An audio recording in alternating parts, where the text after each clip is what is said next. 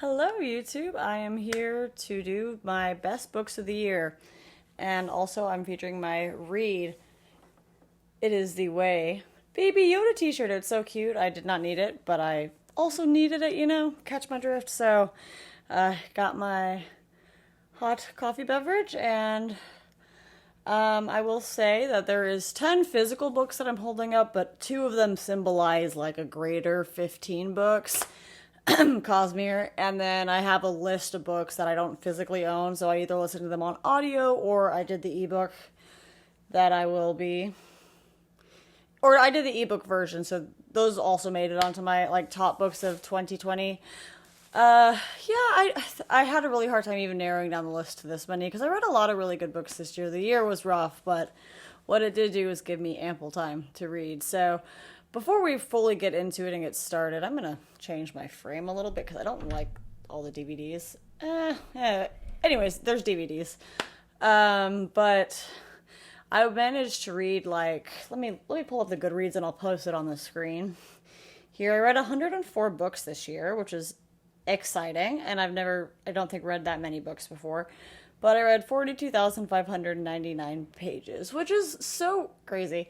And I know a lot of the books I read, as you'll hear when I go through this list here, were quite large books. So the fact that I read 104 books were easily 6 of them were over 1,000 pages. And then I had multiple books that were over 800 pages, multiple books that were over 600 pages. I'm like, that's a lot of books. Anyways, going down from the top, I decided to grab this book here to symbolize that the entirety of the Cosmere. So this is Arcanum Unbounded, which is a collection of the short stories and stuff in the Cosmere universe. But between Rhythm of War, Arcanum, and the entire Cosmere, that was a lot of books, and I loved every book I read. I did Mistborn Era 1, 2, and Warbreaker via the Audible, and then I reread the entire Stormlight Archive in expectation for Rhythm of War, and I had a great time reading all of those books, so obviously they're on the list.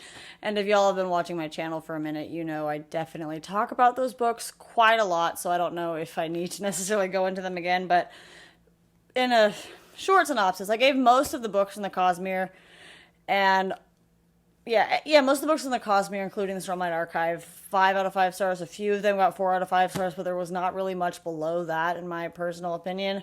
Ooh, and I read Elantris. Sorry, I forgot that one. But I know Oathbringer, for example, has a 4 out of 5 stars, and I think I gave Warbreaker and The Final Empire also 4 out of 5 stars, but all of the rest of them got 5 out of 5 stars, and that's pretty exceptional. So I had a great time reading the entire Cosmere. So basically, it is a high fantasy, or adult epic high fantasy universe created by Brandon Sanderson, where all of these stories and all of these worlds are kind of loose. They're in the same universe, and there is loose connections that are starting to become more clear as I read more and more of the books. But super recommend. I also just, if you want somewhere to start, I wouldn't be intimidated by the size of these books. They're fabulous. But to start in the Cosmere, most people recommend Mistborn, and that is a good place to start, so The Final Empire. But anyways, we're not going to talk about that because I have a video coming about the Cosmere soon. So, moving on from that, I also this year read the first 4 books of The Wheel of Time, and I would like to say that The Dragon Reborn, so book 3, and The Shadow Rising, book 4 were fabulous. I loved reading them. They were awesome. So they also make the this top books of 2020 list. And I still honestly don't have a lot to say about the series overall because I'm just 4 out of 14 books in, and I'm planning on picking back up with a series with great vigor and focus and motivation in February. But they're basically, you're following a small band of characters as they leave their small town because they are basically called upon as the chosen ones to help defeat the evil that is being reawakened to the land. And the magic is really cool, and Robert Jordan's world building is exceptional. But I still don't really know what's going on in those books, unlike in the Cosmere, because I'm just so very early on to them. So stay tuned for more info on that. While I do have my Kindle out, though, I did read The Lives of Lockemore literally on December like 29th, and that was a fabulous book, and I absolutely loved it. I'm actually starting on the second book already, but I do use talking about The Lives of Lockemore real quick. I am starting from now on my Instagram, which is I changed the name from Casey is book to She is booked. It'll be in the description down below. I'm going to start doing book reviews on my Instagram because I basically, in the reading of 104 books this year, forgot a lot of what I read. So doing little short, succinct book reviews on my Instagram will definitely, hopefully, help me to remember what I'm reading and for it to, like, be more impactful to my brain and things. So go check out my Instagram if you want to see my short, succinct review for Lives of Lockemore and Wuthering Heights. That'll be a nice transition into. I'll talk about a little bit more about Lives of Lockemore, but I wouldn't say it's high fantasy. It's adult fantasy. It follows this band of brothers almost called the Gentleman Bastards, and they are a thieving gang sort of in the city known as Cosmere, and basically the story just is about the guys' friendship and their adventures, and then when this Grey King enters the scene to cause havoc, it basically, like, everything turns up on their head, and it's how they, like, survive and react to this new situation.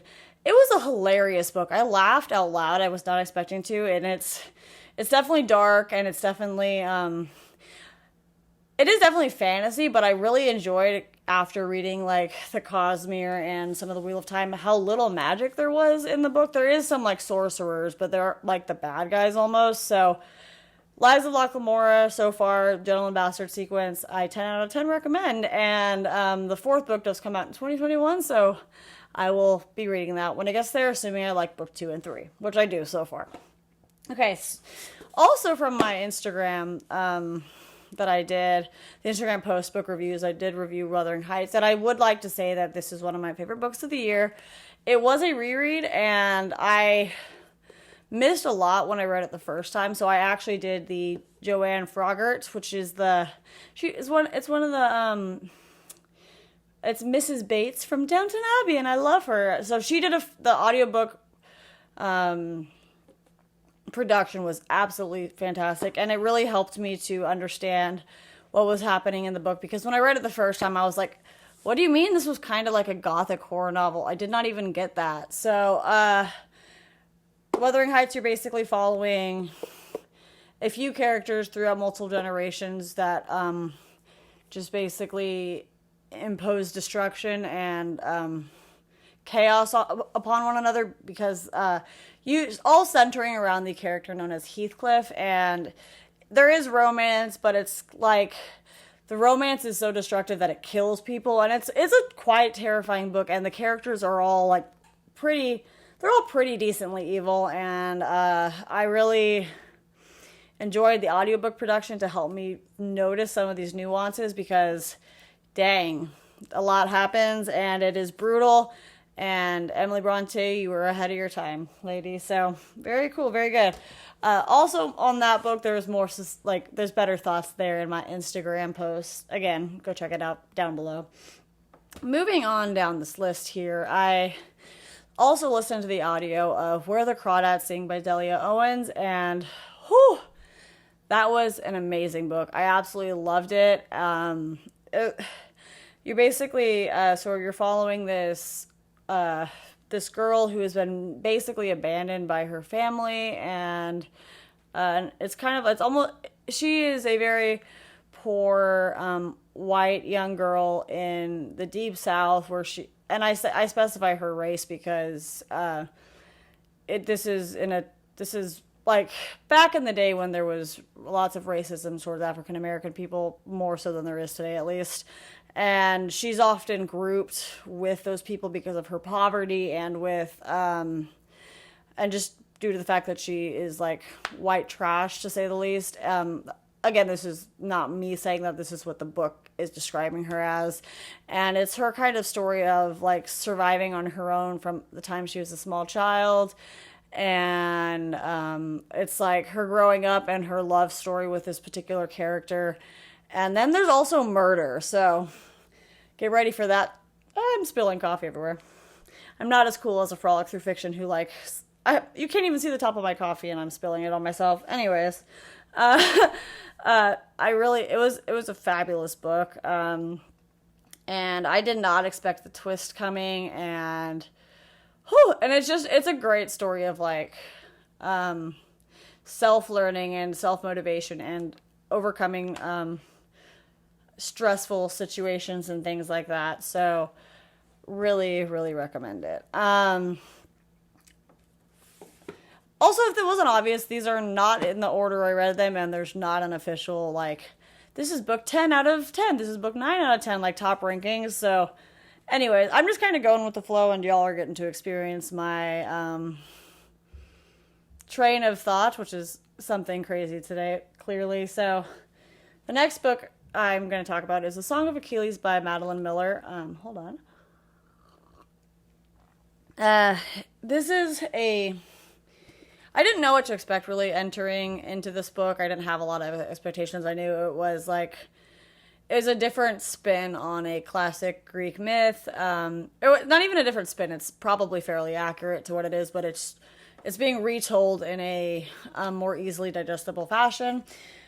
Talking primarily about Patroclus and obviously Achilles, and it's actually, like, it's truly about, like, their friendship, their love story, and just, like, it's about a lot of things back in the good old ancient Greek times. But it's just a beautiful, beautiful book, and I read this really early in the year, and I'm really excited to read Circe here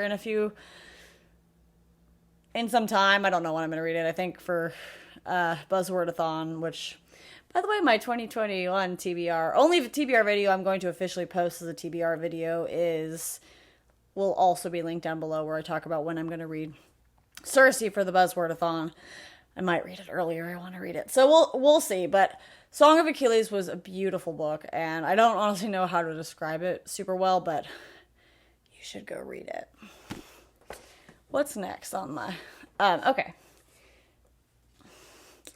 I read Journey by James Michener, and this is... I believe it's a fiction based in aggressive nonfiction. I'll confirm that for you, though. Maybe not, but so I think it's a story about a real story. I don't know how factual it really is, but it's about the journey from England to over here, where it was the Yukon goldfields, I believe, and it's this group of colonial era people that have to try and get from where they're coming from in England to these goldfields in the place. But basically there is survival. It's really survival of the fittest, and they go through a whole lot, and it's about, again, surviving in very harsh conditions, and they're like surviving winter in the Great White North of Canada and things, and up into Alaska, and it really is... It's really something, and it was very hard to describe, as y'all are probably witnessing here, but I really do recommend that you read this book or anything by James Michener if you want to hear, like, very detailed, based in fact, if not straight up nonfiction stories about travel and survival and discovery of the unknown, in this case along their search for gold in America. Or Canada, I don't really remember specifically. Okay. Wait, yes. I read, also, this is a YA book called Codename Verity. It's a World War II story told from the perspective of two very good friends. It's two female leads here, and one of them was a pilot during World War II, and one was a spy during World War II, both out of England. And the book is told, like, the first half from the one girl's perspective, the second half from the other girl's perspective, and it is a beautiful, beautiful, very sad book about, so one of the girls, and I'm not going to give too much detail because it's all very important in terms of spoilers, but one girl is, her plane crashes, and it's her surviving in Nazi-occupied France, and the other girl is arrested doing her spy things, and it's all about trying to survive in these harsh, either being captured by the Nazis or Nazi occupied France, and how they're communicating potentially with one another, and just it's a beautiful book. I'm going to say all these books are beautiful because they are. So next I read Louis Lavalier by Alexandre Dumas. I read this book thinking it was just another standalone by Dumas, and it's actually the second book in this trilogy here that comes after the Three Musketeers, starting with Vicomte de Braglione, Louis Lavalier, and The Man in the Iron Mask. And I just picked this one up and I was like, cool, I'm going to read it. I was very confused for the first half of the book, but once I realized it was like the second one, I got some like info on what the first one was about. I haven't read it yet, but I'm planning to this year. It's a story just like set in France, and it's basically like all these characters that you know from the Three Musketeers are still present in much lesser roles, and it's basically about this Louise lady who captures the love of everyone around her, and the drama, the intrigue, the political scandal, because the king loves her too, and versus like his wife and all this stuff. It's very dramatic. If you like Alexandre Dumas's writing, I would recommend obviously reading this trilogy in order. Don't be like me and start in the middle, but I absolutely loved reading this book, and I'm really excited to get to the other two, and I've heard The Man in the Iron Mask is obviously very good as well, so I honestly don't remember a lot about this book, which is part of the reason I'm going to do book reviews on my Instagram now. But I did really enjoy reading this, and I recommend reading Dumas. If you have not checked him out, Count of Monte Cristo is my personal favorite, but also this is good. What is next on my list? Okay. I read Station 11 by Emily St. John Mandel, and my God, that is a book about a pandemic, so gonna preface, and I spilled more coffee. Gonna preface with that, but unlike when I read The Stand as well this year during a pandemic, it doesn't talk and focus too much on how everyone gets sick and the disease spreads like The Stand, and it's more about like the society that exists afterwards, and and basically human triumph over like adversity, and just like, I don't know. I'm clearly bad at explaining books today. I hope y'all are enjoying this very long video so far. And there's going to be hopefully little to no editing because I am lazy. So the book Station 11 was really good, and it follows a cast of characters obviously from this new society after the pandemic ravaged the world, and it's just like how they survive and how they rely on each other, and like how to discern what society that survives is the good one, and like because there kind of is like cults that come up out of this and stuff like that. So it's very mysterious, and it's told through like flashbacks and flash forwards. So it's the intrigue and the lack of clarity for part of the book is definitely a motivator to like help you keep reading. It was very suspenseful, very, very good. What is next? I reread Ocean at the End of the Lane by Neil Gaiman, and this is one of my favorite books that he has written, and it basically, so I reread it, and I listened to the audiobook this time, which was, again, fabulous. Neil Gaiman narrates all of his audiobooks, and I super recommend it. But Ocean at the End of the Lane follows this man who returns to his childhood home, or childhood, like, neighborhood, due to a funeral, and it's just kind of him, like, visiting back as an adult and remembering everything he went through as a child with his neighbors that had the house with the ocean at the end of the lane. And there's magic and monsters, there's horror elements in this book, there's fantasy elements in this book, and it's just truly like a piece of art that everybody should read. And it's very much explores the idea of like the innocence and the creativity and the curiosity that children have, and how that gets killed off in adults. So another interesting point to mention, but this is a very short book. I will admit, if you're a nervous Nancy like I am about scary things, maybe don't listen to the audiobook because it's much more terrifying in the form of the audiobook. But I just clearly was like, let's just push my limits this year with audiobooks and of horror elements, because it's actually quite a terrifying book. It's not like, it is beautiful and it's cutesy, and there's like some fun, more like fairy style magic fantasy elements, but also there's monsters and evil. So fair warning, but I really love it. You should read it too. What is next? I read The Seven Husbands of Evelyn Hugo, which I did not expect to love this book, but my God, it was beautiful. And you basically are following a Hollywood actress, fictitious Hollywood actress. I kind of put her in my brain akin to like someone like Marilyn Monroe, who basically, well, not. So she has like the acclaim and stuff as like a Marilyn Monroe back in the like 50s, 60s, 70s. And so this woman, Evelyn Hugo, you get to hear her story through being told through the interviews between her and this reporter about her 7 marriages. And there's so much more to the book than that. And I can't say much because some of the stuff that happens is very big spoilers very early on for the ultimate, like, what the book is really truly about. So I wouldn't discount this book if you don't like things about Hollywood or romance or like contemporary style novels, because I usually don't. So enjoy. Also, it's I love the cover. This is like my favorite color, green, this darker shade under here. Oh, it's beautiful.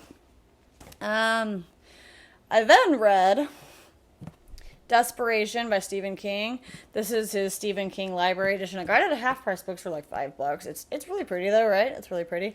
I did read quite a normal amount of Stephen King this year. Like 3 books, contrary to the previous years where I've read like 15 of them. So slowed down a little bit this year for good reasons like my mental health. But Desperation was really good. I did not expect much out of this book because I've not really heard anybody talk about it, but it is super good. And I went into more detail about in a book review for this book and a few of my other books I'd read, and some like where to start with Stephen King. So that video will be linked down below as well if you'd like to go check that out. But this book, you're basically following characters who get stopped on the road for questionable reasons by this cop out of Desperation, Arizona, I believe. And it's about like how this policeman's mind was taken over by this dark magic that's in like in the desert in this area. But basically all of these characters who come together have to kind of outsmart this villain, sacrifice themselves, die, survive, and work together to like escape the horror that is happening in this town. It is terrifying. It is suspenseful. There's actually like quite a bit of magic stuff happening in this book. So Stephen King can write things that have fantasy elements, by the way, everybody. But I really, really love... My hand looked really weird holding that. I really, really loved this book. It looks like quite a chunker, but it's only like 690 pages. But it was super fabulous. I loved it. I think I read it... I was buddy reading this book with the book Brainiac, and so we read 100 pages every day, and it was very easy to read that much. And I'm like, I honestly wanted to keep reading sometimes because I was very enthralled by it. So it was very unexpected because I hadn't ever heard anything about it, but it was a very, very good read. Okay. We got some books that I don't physically have. Oh, okay. I read Dracula. I did the audiobook production, and I'd never read that book before, and I do understand why it kind of created the Gothic genre. It was a very good book, and the audiobook production was obviously great. And I did like how we kind of get like 2 halves of the whole story. And I say it like that because basically the first half of the book, we are with, I forgot the guy's name here, but we were with the dude who goes to visit Transylvania. And I'm going to mute my cell phone real quick. Hold up. We're with the guy who goes to Transylvania to like meet Count Dracula. And it's horrifying, and he's like in this castle trying to not get attacked by the vampire, but he's like also being held there and he's captured, so it's about his little survival story. But then we flip flop completely to the same character whose name I forgot comes back and is in the second half of the book, but we're basically focusing on this woman who they can't really figure out what's going on, but turns out she was bit by a vampire, and he's like perpetually draining her blood, which is why she's like on her deathbed the entire second half of the book. But it's like the gothic horror, and then it's like the gothic horror academic side of it, because they're like they're doing all this research and trying to figure out what's going on with her and trying to figure out what the heck is going on with this vampire thing that's happening, which they don't know exists. So it's a wild ride. It's very much like horror and then academic, and I kind of liked that, actually. I was very surprised by it. So if you want to know what really built out the gothic horror, the dark academia genre, like, definitely check this out, because that's what it is. And it's what it is for a reason. Like, it created the subgenre because it's awesome. So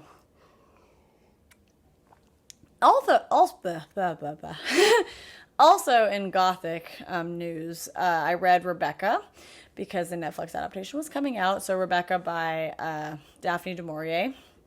And the Netflix adaptation is not like the book. So if you're going to read the book, like, just go into the Netflix adaptation expecting it to be a lot more lovey-dovey and romantic than the book actually was, which is very weird, and I was not a fan. But, so Daphne du Maurier's Rebecca is a gothic story, and I like hesitate to even add romance onto it. Yes, it's about this unnamed narrator that falls in love with the widowed husband of Rebecca, and it's about like this unnamed narrator going out to his manor and like basically it being tainted by the remembrance and the stain and the past existence of Rebecca. So a lot happens, and I don't want to like spoil anything, because it's worth reading to get the twists and the turns and all of that. But Daphne du Maurier is excellent. The audiobook I listened to was the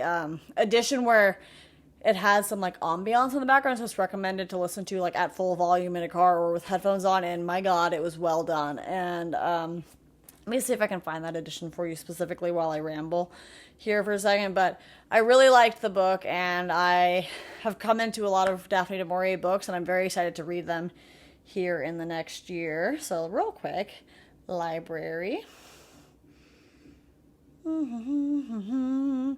Book track edition. So Rebecca book track edition. If you needed the Audible recommendation for it, I really recommend it. It was great. Also, while we're on the Audible track, I listened to Get a Life, Chloe Brown, and I did not have a lot of expectations going into it. I was very drawn to it because the character suffers from like chronic illness and chronic pain, and I personally do as well. So I was like, I've not seen this represented in a book. And first of all, the love story was really cute. The character going through fibromyalgia and dealing with all of that, and how other people perceive her because of her illness and her pain, was, I think, very accurate and very well done. And I don't have fibromyalgia, but still, I can relate to her in that way. And then also the book was smutty as hell, and I loved it. I was not expecting it, and it was honestly a little awkward initially via audiobook, because I was just caught out of left field with this very descriptive sex that was happening, but actually very good, very well done. I enjoyed it. I am looking forward to the something Danny Brown book, because I'm gonna check that one out. I probably will see if I can read it this time, just because I would prefer to not be like walking around my house listening to this with other people in the house and like the scenes come on, but but the book itself was really good. It was very cute, and I thought it was definitely a good time about this character Chloe Brown like having the motivation and the drive to like do something with her life, and that was very good, very fun. So next up that I read and absolutely loved, that I'm not going to take off the bookshelf because they're on the bottom, is War and Peace and Anna Karenina, in that order. I loved both of these books. I actually did War and Peace fully. I did the like first few like chapters audio while reading, And then it was so long that it was hard for me to like maintain that. So I mostly did War and Peace fully on audio, and I recommend that, although it is 2 63-hour audiobooks, so it is quite the time commitment. But the audiobook really did help me with the names and following the story, and I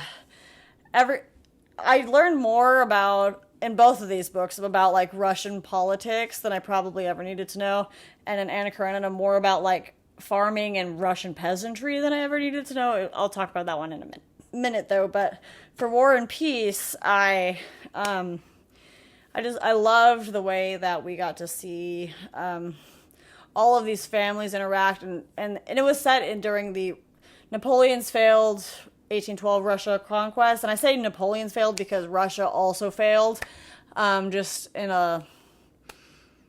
like an even way, but Napoleon lost, I think, too many men for him to maintain the conquest, which is why it's Napoleon's failed conquest, even though Russia also lost like a bunch of people, and then everybody died, and it was a time. But we basically got to see that conquest through this like tales of these 5 aristocratic families, and the drama, the intrigue, the romance was fantastic, and I had a great time. Anna Karenina here was awesome. I loved it. I really did love it. The first like third of the book was really slow for me because and I noticed more when I was reading, because I didn't notice this as much in the audiobook because it was more seamless, and I think I was focusing on it differently. But in Russian literature, at least in these 2 books that I've read, characters can have like 5 different, I guess not even characters, people back and then Russia could have like 5 different names they would go by. But in the books, you don't always notice when that's happening. So in Anna Karenina, I definitely was like very confused for parts of it based on like which character was which, because I had to look it up a few times because people just like change names every like 100 pages and never went back to their original name. Like for example, Levin, who's one of the main characters in Anna Karenina, is also Konstantin Dmitrievich, and he had a different name at some point. And a few characters in that book are like known only by their titles in certain situations, like the prince and princess, or Alexander Arkadyevich, and then it's like Anna's husband. So it's like it's kind of hard to follow, and I do recommend you kind of it's I will say for Anna Karenina, it is safe to like Google, is this character without getting any spoilers, because I had to do that a few times, and that definitely helped with the story. But the second 2/3 of this book was a lot more fast-paced, and I really did enjoy it. It's not like my favorite book of all time, but I did really love it, and the romance was good. And you're basically following you're basically, I guess not paralleling, but you're comparing like the happy marriage of 2 particular characters with the unhappy marriage involving Anna Karenina. And because there's scandal with her, and she cheats on her husband and she leaves her husband, versus so you're paralleling like you're comparing her bad marriage and relationships with the good marriage between 2 people who I will not say, because you gotta wait and see what happens when you read it. But I overall absolutely love these books. I think I gave them both 4 out of 5 stars, just because there was definitely slow parts, and these were not abridged versions, if I believe, or so. I don't even know if there's unabridged or abridged versions, but Leo Tolstoy sometimes likes to talk about Russian peasantry and farming, or like what happens in a palace for like 150 pages. So that was a little bit much for me, but I did overall very much enjoy those books. So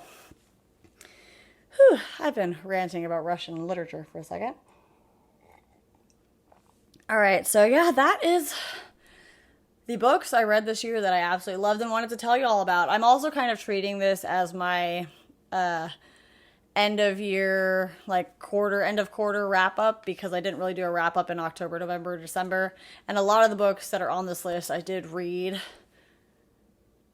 I read a good amount of them these last few months. I was very motivated for like Rhythm of War, for example, which I read Oathbringer, Rhythm of War, Anna Karenina, Wuthering Heights. I think I forgot to mention Picture of Dorian Gray, but it's on this list. I'll do it real quickly. I read Picture of Dorian Gray, and I'd never read anything by Oscar Wilde before, and his writing is just beautiful. It's a great story. It's a classic story, and it's not super long or intensive if you need if you want a like good place to start with the classic literature, I found it very accessible and I really enjoyed it. And again, I am all here for beautiful, like flowery writing if it's done correctly. And I will say Oscar Wilde and Picture of Dorian Gray did it exceptionally. So anyways, so I read like those books, and then I think I read Get a Life, Chloe Brown, and I read a lot of the Cosmere here at the end of the year, and I read some of the Wheel of Time here at the end of the year. So I'm counting this as my end of year wrap up as well. So there's a few other books that I didn't mention, but for the most part, all of the books that mattered to me that I read at the end of the year made it on this list, because 2020 was a year and a half for sure, but it was a very, very good reading year, and I hope you all had a good reading year, if nothing else. So welcome to 2021, and let's keep on doing our thing and doing our best and reading books. So I'll catch y'all next time. Goodbye from Baby Yoda saying it is the way for reading. And I will, catch you next time. Bye, everyone. Like, subscribe, check out my new Instagram handle if you don't, just to make sure you got it all figured out. So, yep, that's all.